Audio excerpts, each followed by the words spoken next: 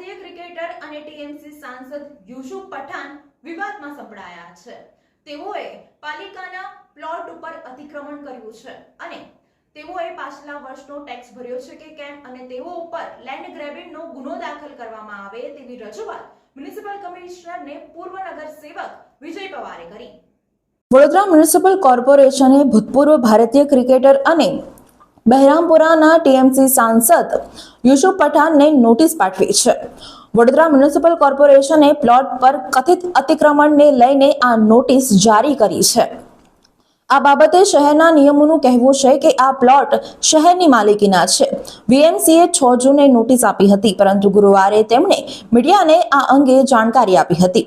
આ બાબતે વિજય પવારે જણાવ્યું હતું કે મને યુસુફ પઠાણ સાથે કોઈ વાંધો નથી, પરંતુ વીએમસી ટીપી 22 હેઠળના તાંદલજા વિસ્તારમાં રહેણાંક પ્લોટની માલિકી ધરાવે છે। યુસુફ પઠાણે 2012માં આ પ્લોટની માંગણી કરી હતી, કારણ કે આ પ્લોટ તેના ઘરની બાજુમાં આવેલો છે અને તેની પાસે રહેણાંકનો પ્લોટ હતો। તેને ખરીદવા માટે પ્રતિ ચોરસ મીટર ₹57,000ની ઓફર કરી હતી।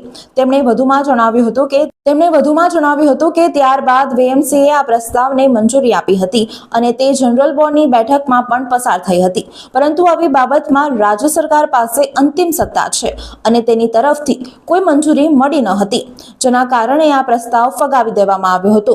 જો કે વીએમસીએ તે સમયે પ્લોટને ઘેરી લીધો ન હતો। તેમણે કહ્યું હતું કે મને ખબર પડી છે કે યુસુફ પઠાણે પ્લોટની ફરતે કમ્પાઉન્ડ વોલ બનાવીને અતિક્રમણ કર્યું છે। આ કારણોસર મેં મહાનગરપાલિકાને નોટિસ મોકલી હતી। ત્યારે પૂર્વ નગર સેવક વિજય પવાર દ્વારા મ્યુનિસિપલ કમિશનરને રજૂઆત કરવામાં આવી હતી કે તેઓ આ પ્લોટની યોગ્ય ચૂકવણી, જેમ કે તેઓ ઉપર લેન્ડ ગ્રેબિંગનો ગુનો દાખલ કરવો જોઈએ અને 10 વર્ષથી વધુ પ્લોટનું ભાડું જોઈએ અને પાલિકાનો ટેક્સ ભરતા હતા કે નહીં તે માટે આજે વિજય પવાર દ્વારા મ્યુનિસિપલ કમિશનરને રજૂઆત કરવામાં આવી હતી। જી વિજયભાઈ, આજે તમે કોર્પોરેશન માટે શેના માટે આવ્યા હતા, શું રજૂઆત?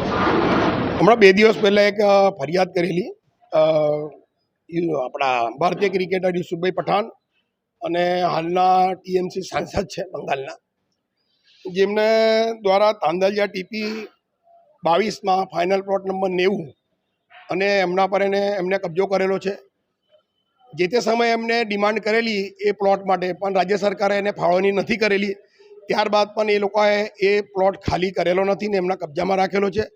એની ફરિયાદ થઈ ગઈ છે ગઈકાલે જ।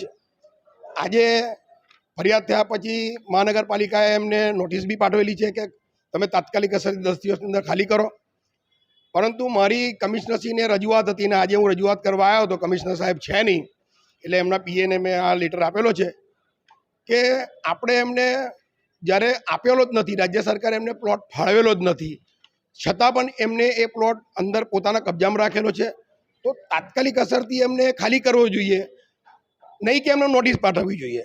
અને મારી એમને ખાસ રજૂઆત હતી કે એમને લેન્ડ ગ્રેબિંગ એક્ટ પ્રમાણે એના પર ફરિયાદ થવી જોઈએ અને અત્યાર સુધી એમને જે 10-12 વર્ષ સુધી એ પ્લોટ વાપરેલો છે એનું ભાડું વસૂલવું જોઈએ, એનું ટેક્સ ભરતો હતો કે નહીં, એનું આપણા કોર્પોરેશન ટેક્સ ભરતા હતા કે નહીં, એની તપાસ કરવી જોઈએ।